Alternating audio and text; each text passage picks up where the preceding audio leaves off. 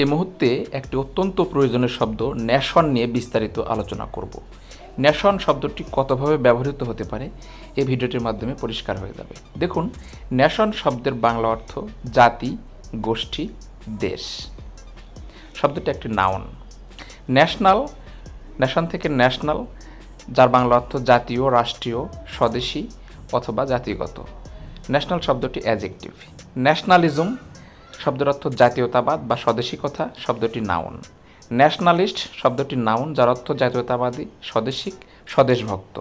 Nationality শব্দটার অর্থ জাতীয়তা, জাতিসত্তা, জাতিত্ব, শব্দটি নাউন। ন্যাশনালাইজ জাতীয়করণ করা, আত্মীকরণ করা অথবা রাষ্ট্রীয় করা। তো ভিউয়ার্স, এই ভিডিওটির মাধ্যমে আশা করি বুঝতে পারলেন যে ন্যাশন শব্দটি এর সাথে বিভিন্ন ধরনের সাফিক্স যুক্ত হয়ে অর্থ পরিবর্তন হয়ে যাচ্ছে।